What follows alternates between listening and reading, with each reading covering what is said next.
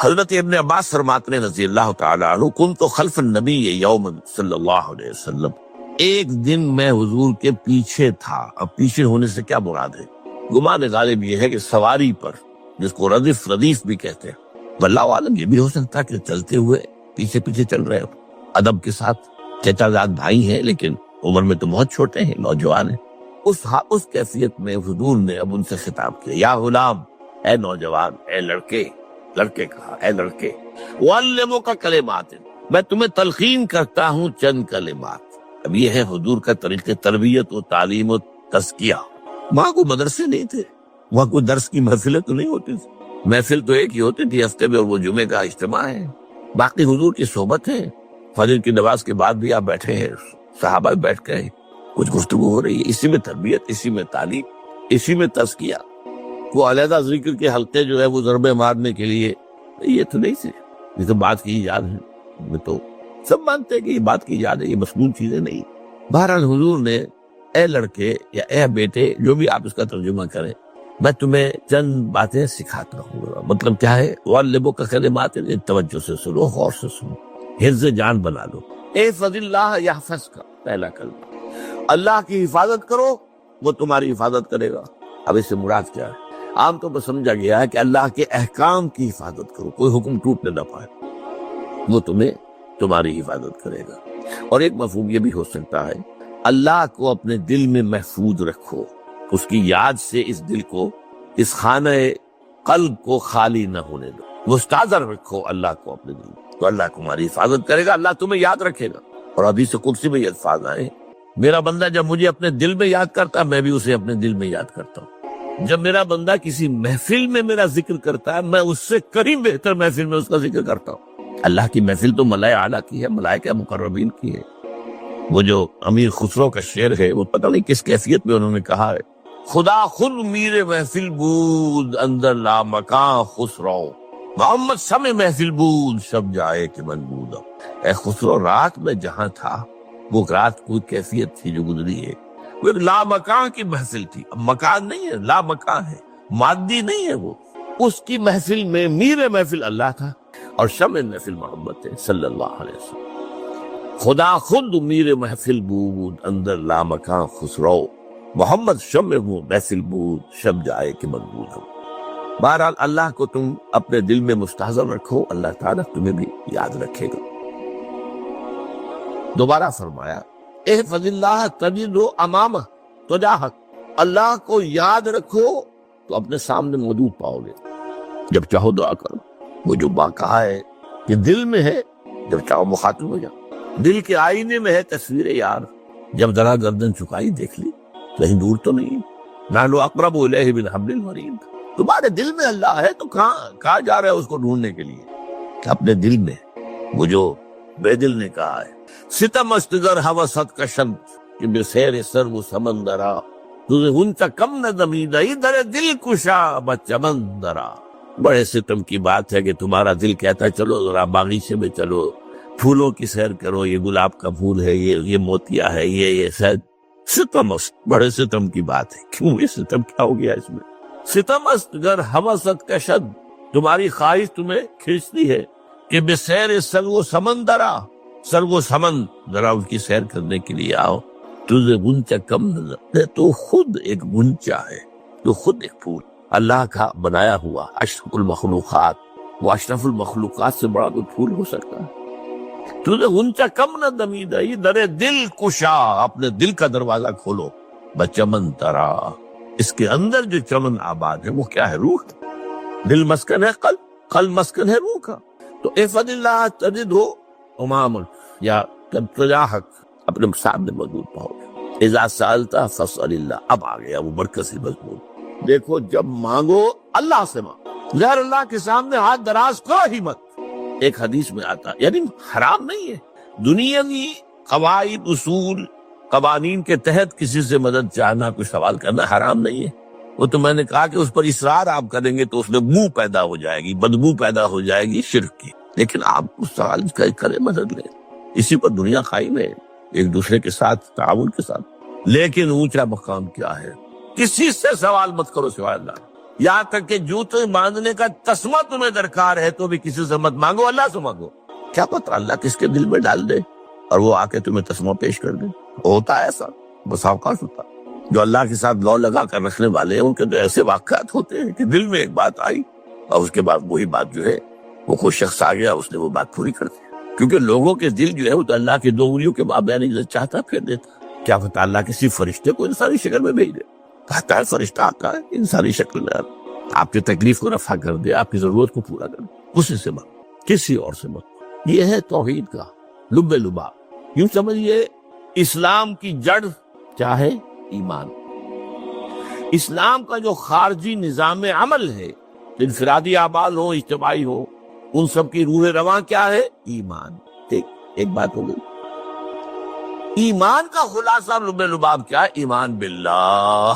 جیسے ایمان بالآخرہ بھی ہے، ایمان بالملائکہ ہے، ایمان بالانبیاء ہے، ایمان بالرسل ہے، ایمان بالکتب ہے، ایمان بالقدر ہے، لیکن اصل ایمان، اسی لیے ایمان مجمل میں آپ کو معلوم ہے کسی اور چیز کا ذکر نہیں۔ آمنت باللہ کما ہوا باسمائہ وصفاتہ وقبلت جمیع احکامہ اقرار باللسان وتصدیق بالقلب۔ یہ ایمان مجمل ہے۔ اجمالی طور پر ایمان اس کا نام ہے، ہاں مفصل تفصیلی طور پر آمنت باللہ وملائکتہ وکتبہ ورسلہ والیوم الآخر والقدر خیرہ وشرہ من اللہ تعالی والبعث بعد الموت۔ تو اسلام کی جڑ ایمان، اور اسلام کا سارا جو نظام عمل ہے، چاہے انفرادی اعمال ہو چاہے اجتماعی، ان سب کی روح رواں ایمان۔ اور ایمان کا خلاصہ ایمان باللہ، اور ایمان باللہ کا اصل حاصل وہ ہے جو اس حدیث میں، اس کے دو ہے تقاضے، عبادت صرف اسی کی، استعانت صرف اسی کی۔ اس لیے میں نے سورہ فاتحہ کا تذکرہ شروع میں کیا۔ یہ عبادت کا جوہر ہے، عبادت کا جو ہے یہ ایمان کا حاصل، عبادت صرف اس کی اور استعانت صرف اس سے۔ استعانت ہی میں سوال بھی آ گیا، یہ بھی مدد ہے۔ آپ کسی سے کچھ مدد مالی چاہ رہے ہیں یا کوئی اور مدد چاہتے ہیں، کسی کام میں مدد چاہتے ہیں، جیسے میں نے کہا تھا کہ سفارش کرانا چاہتے ہیں، بھی مدد ہے۔ وَإِذَا اسْتَعَنْتَ فَاسْتَعِنْ بِاللَّهِ، اور جب مدد مانگو صرف اللہ سے مانگو۔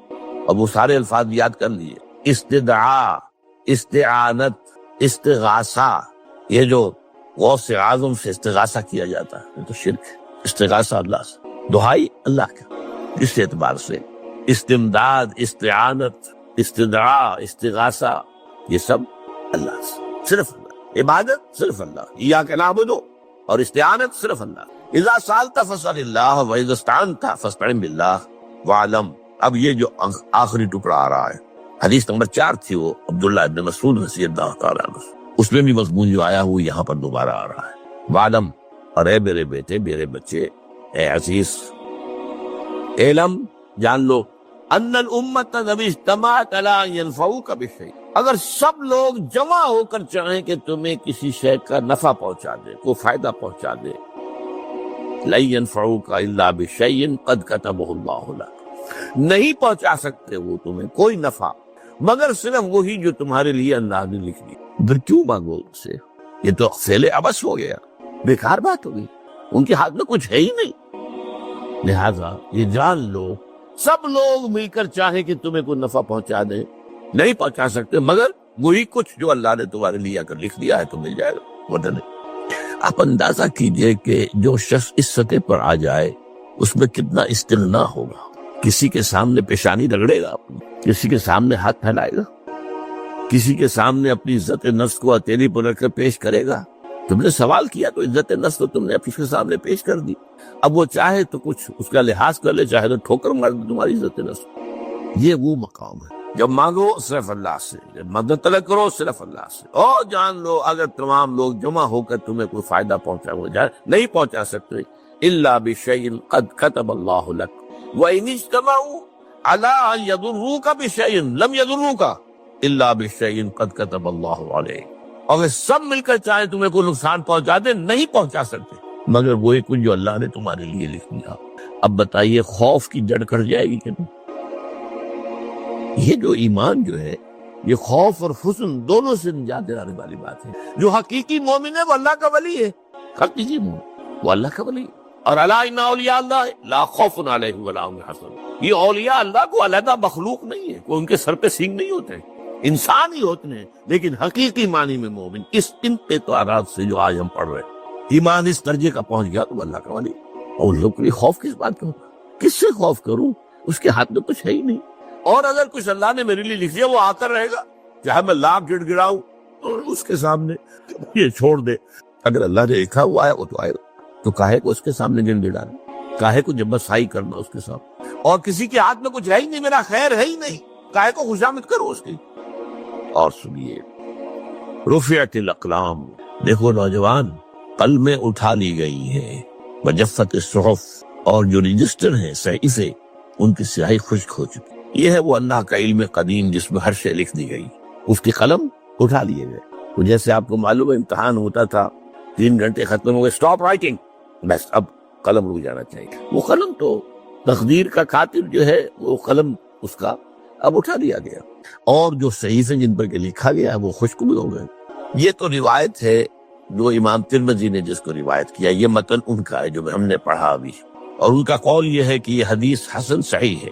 لیکن یہی روایت اور انہی راوی سے عبداللہ ابن عباس سے رضی اللہ تعالیٰ عنہما اور بھی محدثین نے کی ہے، تو اس میں سے ایک اور متن جو ہے وہ یہاں پر امام نووی نے دے دیا ہے۔ اے فضل اللہ تجد امامک، یہ تو پہلا وہ ٹکڑا تھا، وقت تو جاگ تھا، یہاں امامک ہے، مطلب ایک ہی ہے، اپنے سامنے پاؤ گے۔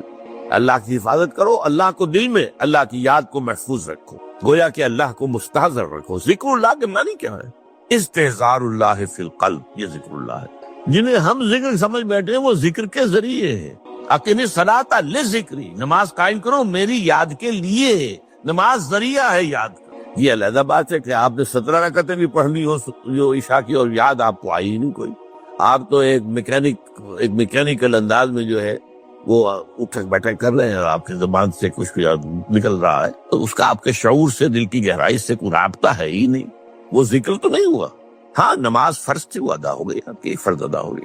تو جنہیں ہم نے جنہیں ذکر سمجھا وہ ذرائع ذکر، اللہ اللہ سبحان اللہ سبحان اللہ زبان سے، یہ تاکہ اس کے نتیجے میں وہ ذکر حاصل ہو جائے۔ استحضار اللہ فی القلب، ذکر کے معنی ہے استحضار اللہ فی القلب، تعرف الی اللہ فی الرخاء۔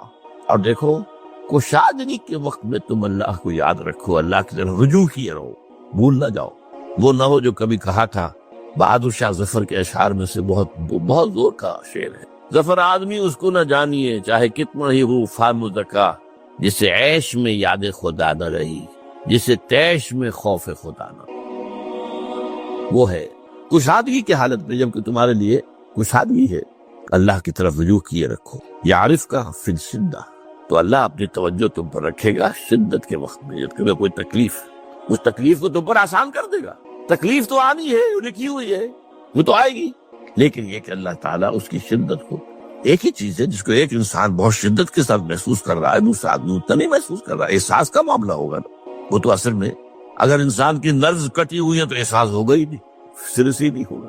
تو اس اعتبار سے اللہ تعالیٰ تمہارے لیے اس شدت کی کمی کر دے۔ وَعْلَمْ أَنَّمَا أَخْطَأَكَ لَمْ يَكُنْ لِيُصِيبَكَ، اور جان لو جو چیز تم سے چھوٹ گئی ہے، رہ گئی ہے، وہ ہرگز تمہیں ملنے والی نہیں تھی۔